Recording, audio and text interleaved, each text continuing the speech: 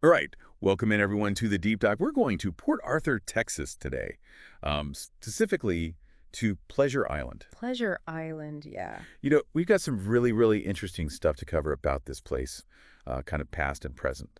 And, our mission for today, right, is to kind of see how the past, especially when it comes to race and development, money, all that, it's really to see how that continues to shape what's happening at Port Arthur today, hmm how it affects people's opportunities, whether things are fair.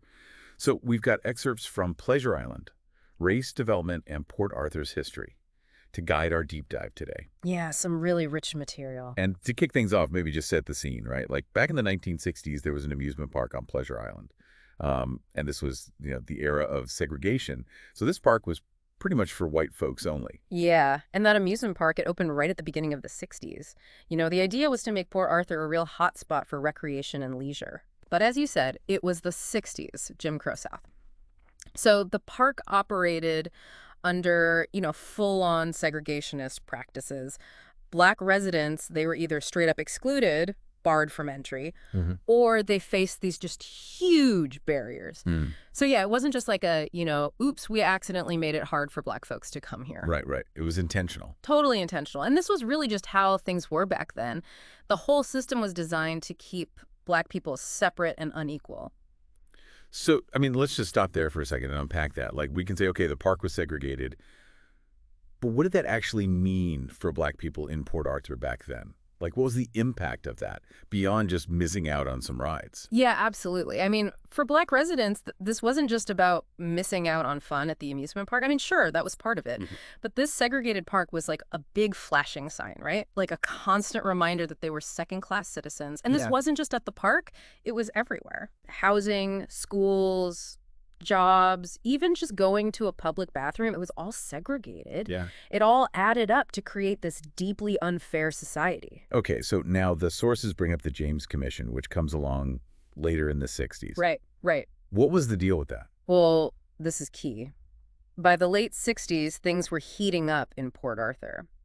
On the one hand, you had all these accusations of corruption in the city government. Right. And at the same time, the civil rights movement was gaining momentum, pushing hard against segregation everywhere. So you had this perfect storm, really. And that's where the James Commission comes in. Yeah, exactly. They established this commission to get to the bottom of the corruption allegations. So their mission was to investigate City Hall. Okay, so when we talk about corruption here, what are we talking about specifically? What were some of the things they were looking into?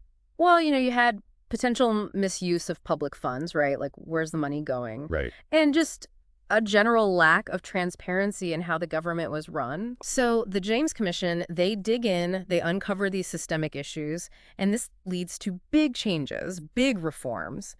They put in place all these measures to make the government more transparent and accountable. So it sounds like the James Commission was focused primarily on cleaning up the government. Did they do anything to address racial inequity directly? Well, think about the timing. The James Commission's doing its work while the civil rights movement is at its peak. Okay. And as segregation starts crumbling legally, you see Black residents starting to get more involved in civic life. Yeah. So it's not like the James Commission said, okay, we're going to tackle segregation directly. Right. But by reforming the government, by making it more transparent and accountable, they kind of cracked open the door for greater participation from Black folks. So it's more like they created a climate where things could start to change. Exactly, exactly. And you see this change in public spaces too, like Yeah. places like Pleasure Island, they start to integrate. So the sources bring us to present day. And it seems like Pleasure Island is at another turning point with development decisions. Yeah. Can you tell us a bit about the proposed water park and the wind farm project? Yeah, so you've got this brand new water park project that's gotten the thumbs up from the city council. Hmm. Lots of excitement around that. People are thinking, okay, jobs, economic boost, the whole deal. Yeah. But then you've got this other project, a wind farm. And this is the really interesting part. It's led by Black developers. That is interesting, especially given what we've been talking about. Right. And what's the status of that project? Well, that's where things get kind of tricky. The wind farm proposal is facing some, let's just say, roadblocks in the approval process. Huh. Yep.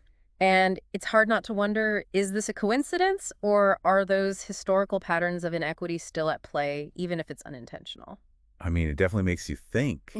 So this Black-owned wind farm, What are some of the specific benefits the sources highlight for the Black community in Port Arthur if this project gets off the ground? It's way bigger than just renewable energy, you know? Uh-huh. Like, yeah, clean energy is great, but this project is built to empower the Black community in Port Arthur economically. Okay. We're talking good paying jobs in a growing industry. Right. We're talking opportunities for Black-owned businesses, in the supply chain and stuff. And we're talking about community benefits money going right back into education and social programs. It's being designed as a model for inclusive development, right? Yeah. Not just, we'll bring in some jobs and whoever gets them, gets them. It's like, let's use this project to uplift a community that's been left behind. Right, right. I mean, so much of this comes down to opportunity, right? Totally.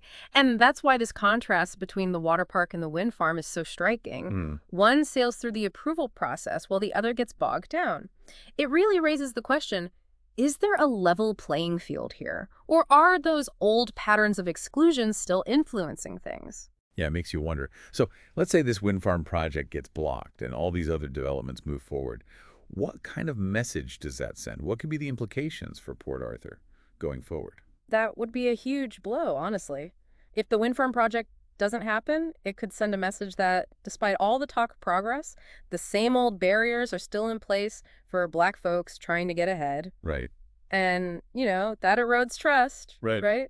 It makes it harder to build a future where everyone has a fair shot. Okay, so taking a step back, if we look at Pleasure Island's entire journey, from the segregated amusement park to today's development debates, what's the big takeaway here? What do we want listeners to understand? Port Arthur's journey towards equity, it's ongoing, right? Yeah. And Pleasure Island is like this microcosm of that journey. I mean, think about it. You start with a segregated amusement park that embodies everything wrong with the past. And now you have these development decisions that could shape the future. It's all connected. Yeah, it really shows how the past is never truly past. Exactly. And the decisions made about Pleasure Island today will have a real tangible impact on Black folks in Port Arthur. If we want to build a truly equitable future, we can't just attract investment, right? We have to be intentional about removing those barriers that have held people back for so long.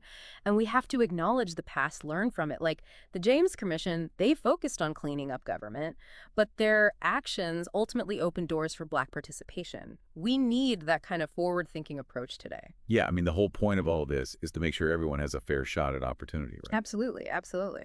So to kind of wrap this up, it seems like the big takeaway is that what happened on Pleasure Island in the past isn't just history. It's still shaping the landscape of opportunity today. Yeah, exactly. Like, you might think segregation is just in the history books, but it echoes into the present. And it's all tied up with how government works, how economic development happens, who gets to benefit, who gets left behind. Yeah, that's a powerful connection for sure. And it makes me wonder what other seemingly unrelated issues might have these hidden connections in other communities, even our own. That's something worth thinking about. Thanks for joining us on this deep dive.